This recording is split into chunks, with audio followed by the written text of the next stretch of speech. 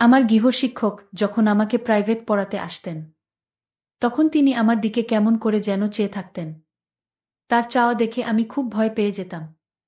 তখন আমার বয়স ছিল মাত্র 14 বছর। তেমন বেশি বুঝতামও না তার উদ্দেশ্য যে এত খারাপ ছিল, সেটা আমি জানতামও না। একদিন আমি যখন বয়সের তাড়নায় পড়ে আমার রুমে একেবারে সব কিছু ছেড়ে দিয়ে দু চোখ বন্ধ করে মনের সুখে আমি একা একা একটি গোপন কাজ করছিলাম, তখন আমার গৃহশিক্ষক কৌশলে তার মোবাইলের মাধ্যমে আমার একটি অশ্লীল ভিডিও ধারণ করে ফেলে, যা আমি বুঝতেই পারি নাই। তারপর যা হলো বন্ধুরা, তা শুনলে তোমাদের দাঁড়িয়ে যাবে এবং কাজ করতে বাধ্য হবে। গৃহশিক্ষক কোনো উদ্দেশ্য নিয়ে আমার এই অশ্লীল ভিডিওটি মোবাইলে ধারণ করেছিল, এবং সেখান থেকে কিভাবে আমি রক্ষা পেলাম জানতে হলে পুরো ভিডিওটি খুব মনোযোগ সহকারে দেখতে হবে। তাহলে চলুন বন্ধুরা, ভিডিওটি শুরু করি। গল্পটি শুরু করার আগে বন্ধুরা, তোমাদের নিকট আমার ছোট্ট একটি অনুরোধ। দয়া করে তোমরা আমার চ্যানেলটি সাবস্ক্রাইব করে আমাকে সাপোর্ট করবা। হ্যালো বন্ধুরা, আমার নাম পিঙ্কি। আজকে আমি তোমাদেরকে বলবো আমার নিজের জীবনে ঘটে যাওয়া একটি সত্য ঘটনা, যা এখনো আমার মনে পড়লে আমার হৃদয় টনক মেরে উঠে। বন্ধুরা, ঘটনাটি প্রায় 10 বছর আগের। আমি তখন ক্লাস 8-এ পড়ি। তখন আমি একটি নামকরা ইংলিশ মিডিয়ামের স্কুলে পড়তাম। আমার বাবা একজন আন্তর্জাতিক মানের ব্যবসায়ী ছিল, আর আমার মা ছিল দেশের নামকরা একটি অ্যাড ফার্মের প্রধান কর্মকর্তা। ব্যবসার প্রয়োজনে বাবা বেশিরভাগ সময়েই দেশের বাইরে থাকত, আর এদিকে মা সারাদিন অফিসের কাজ নিয়ে ব্যস্ত থাকত। আর আমার এক ভাই, সে বিদেশ মানে লন্ডনে থেকে পড়াশোনা করত। সে আমার বড়। আমার বাবা পড়াশোনার জন্য তাকে বিদেশ পাঠিয়ে দিয়েছে। আমি আর আমার দাদুমা বেশিরভাগ সময়ই আমাদের বাসায় একসাথে থাকতাম, কারণ আমি পড়ালেখা করতাম আর দাদুমা কিছুই করত না, বেকার। আমার বাবা মা আমাকে খুব ভালোবাসত। তারা আমাকে টাকা পয়সা সবকিছু দিয়ে প্রচুর পরিমাণে সাপোর্ট করত। কিন্তু আমার দুঃখ একটাই, তারা আমাকে খুব একটা বেশি সময় দিত না। তারা সকলেই ছিল অনেক বিজি, অনেক ব্যস্ত। যাই হোক বন্ধুরা, এভাবেই চলতেছিল আমার পড়ালেখা। তারপর একদিন বাবা ঠিক করল আমার জন্য একজন গৃহশিক্ষক নিয়োগ করবে, যাতে আমি পরীক্ষায় খুব ভালো রেজাল্ট করতে পারি।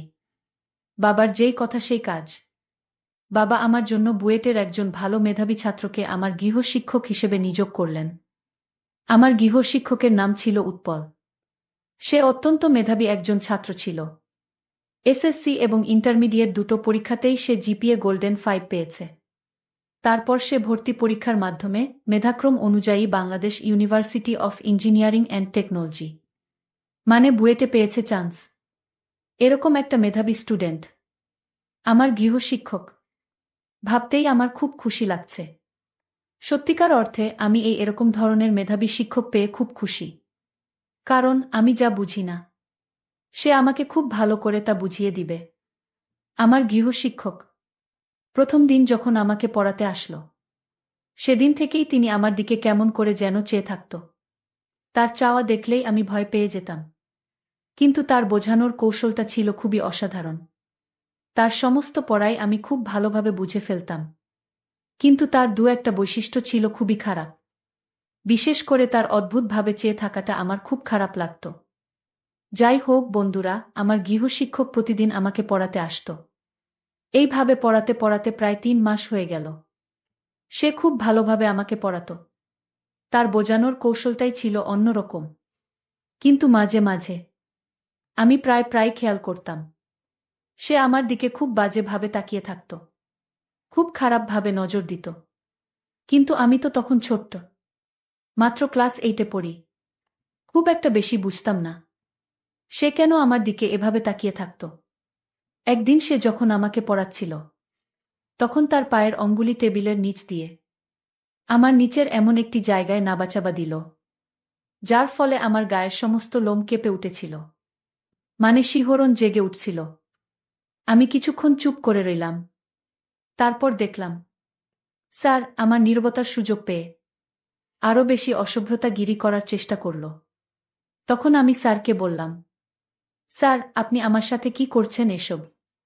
আপনার মতলবটা কি? আমায় একটু বলেন তো। আপনি তো আমার গৃহশিক্ষক। আপনি আমার সাথে এই রকম করতে পারেন না। আর তাছাড়াও আপনি যদি আমার সাথে এইরকম করেন, তাহলে আমি আমার বাবা-মাকে বলে দিতে বাধ্য হব।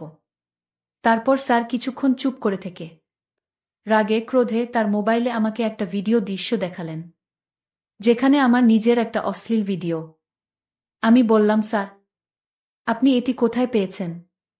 তারপর স্যার আমাকে বলল, আগে আমি যা করতে চাইছি তা করতে দাও, তারপর আমি সব বলছি। আর যদি আমাকে না দাও, তাহলে এই ভিডিও আমি তোমার পরিবার, তোমার বয়ফ্রেন্ড, তোমার বন্ধু বান্ধব এবং সামাজিক যোগাযোগ মাধ্যম ফেসবুকে শেয়ার করে দিব। তাহলে তুমি নিজের বুঝতে পারবা যে তোমার অবস্থাটা কত খারাপ হবে। মানুষ যদি তোমার এই চরিত্রের কথা জানতে পারে, তাহলে তুমি কারো সামনে মুখ দেখাতে পারবে না। স্যারের মুখ থেকে এরকম ধরনের কথা শুনে আমি খুব ভয় পেয়ে গেলাম। আমি মনে মনে ভাবতে লাগলাম, স্যার আমার এই ধরনের ভিডিও কোথায় থেকে পেল? আমি তো খুব গোপনে এই কাজটা করেছিলাম। তাহলে আমার গৃহশিক্ষক এই ভিডিওটা করল কিভাবে? আমি স্যারের কাছে তখন খুব দুর্বল হয়ে গেলাম। খুব কান্না করতে লাগলাম। আর বলতে লাগলাম, স্যার দয়া করে আপনি আমার এত বড় ক্ষতি করবেন না। আমি তো আপনার কোনো ক্ষতি করি নাই। তাহলে আপনি আমার সাথে কেন এমন করছেন? আর আপনি আমার কাছে কি চান? আপনি আমার কাছে যা চান, আমি তাই দিব। তারপরেও দয়া করে আপনি আমার এই ভিডিওটা কেটে ফেলেন। প্লিজ স্যার, আমি আপনার পায়ে ধরে অনুরোধ করছি। প্লিজ দয়া করে আমার এই ভিডিওটা আপনি মুছে ফেলুন। তারপর আমার গৃহশিক্ষক আমাকে বলল, পিঙ্কি তুমি যা বলছো, সত্য বলছো তো? আমি যা চাই তুমি তাই দিবে? আমি বললাম, জি স্যার, আমি আপনার সমস্ত কাজ করে দেব। তারপরও আপনি আমার ওই ভিডিওটা ডিলিট করে দেন। তারপর আমার গৃহশিক্ষক আমাকে বলল, আচ্ছা ঠিক আছে পিঙ্কি, আমি তোমার এই ভিডিওটা ডিলিট করে দিতে পারি। তবে এই জন্য তোমাকে আমার 3টি কাজ করে দিতে হবে। আমি খুব হতাশাগ্রস্ত হয়ে বললাম, স্যার 3টি কেন?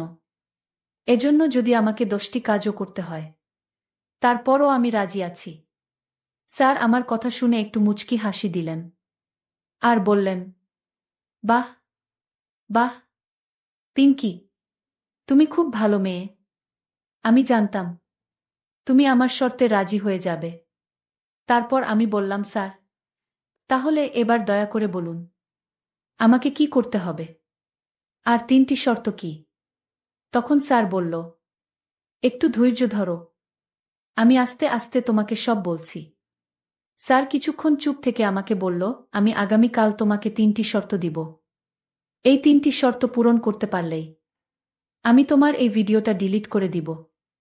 আমি বললাম, ঠিক আছে স্যার। পরের দিন আমি স্যার আসার জন্য অপেক্ষা করতে থাকলাম। কিছুক্ষণ পর আমার গৃহশিক্ষক আমাকে প্রাইভেট পড়াতে আসলেন। স্যার আসার সাথে সাথেই আমি স্যারকে জিজ্ঞেস করলাম, স্যার এবার বলুন আপনার 3টি শর্ত কি কি? আমার কথা শুনে স্যার আবারও মুচকি হাসি দিয়ে বললেন, শোনো পিঙ্কি, তোমাকে যে 3টি শর্ত পূরণ করতে হবে, তার মধ্যে 1 নম্বর শর্ত হল, তোমাকে আমার সাথে 1 দিনের জন্য অর্থাৎ 1 রাতের জন্য আমাকে আনন্দ দিতে হবে। অর্থাৎ 1 রাতের জন্য তুমি শুধু আমার হয়ে যেতে হবে। আর 2 নম্বর শর্ত হল, তোমার আব্বু আম্মুর টাকা পয়সার কোনো অভাব নাই। অর্থ বিত্ত বাড়ি গাড়ি প্রাচুর্য সবকিছুই তোমাদের আছে। আমার এত কিছু চাই না। তুমি শুধু আমাকে 15 লক্ষ টাকা দেবে, তাহলেই চলবে। তোমার হাতে যে ডায়মন্ডের রিংটা আছে, সেই রিংটা আমাকে দিয়ে দিবে। তাহলে আমি আমার মোবাইল থেকে তোমার এই আপত্তিকর ভিডিও ডিলিট করে দিব। স্যারের সমস্ত শর্ত শুনে আমি তো হতবাক হয়ে গেলাম। আর বললাম, স্যার আপনি যে 3টা শর্ত দিয়েছেন, এই 3টা শর্ত কি আমার মতো একটা বাচ্চা মেয়ে পালন করা সম্ভব? তখন স্যার আমাকে বলল, যদি তুমি আমার শর্ত পালন করতে না পারো, তাহলে আমাকে বিকল্প ব্যবস্থা করতে হবে। স্যারের কথায় তখন আমি ভয় পেয়ে গেলাম। আর কোনো কিছু না ভেবে তখন স্যারের কথায় রাজি হয়ে গেলাম। পারবো কিনা তা পরের ব্যাপার। আমি বললাম, স্যার আপনার 2টি শর্ত আমি খুব সহজে পালন করতে পারব। কিন্তু দ্বিতীয় শর্তটার জন্য আমাকে কিছু সময় দিতে হবে। কারণ আমার কাছে এখন কোনো টাকা নাই। আমি বাবা মার কাছ থেকে কৌশলে টাকা নিয়ে তারপর আপনাকে দিতে হবে। এজন্য আমাকে 10 থেকে 12 দিন আমাকে সময় দিতে হবে। তখন স্যার আমাকে বলল, আচ্ছা ঠিক আছে যাও, তোমাকে সময় দিলাম। তখন স্যার আমাকে বলল, আচ্ছা পিঙ্কি, এবার বলো, আমার প্রথম শর্তটা তুমি কবে পালন করবে? আমি বললাম, স্যার, আপনি যখন বলবেন তখনই। স্যার আমাকে বলল, আচ্ছা ঠিক আছে, আগামীকাল আমাদের বাসায় কেউ থাকবে না। সবাই বেড়াতে যাবে। বাসা একদম নীরব থাকবে, মানে খালি থাকবে। আগামীকালকে সন্ধ্যায় তুমি আমাদের বাসায় চলে আসবে।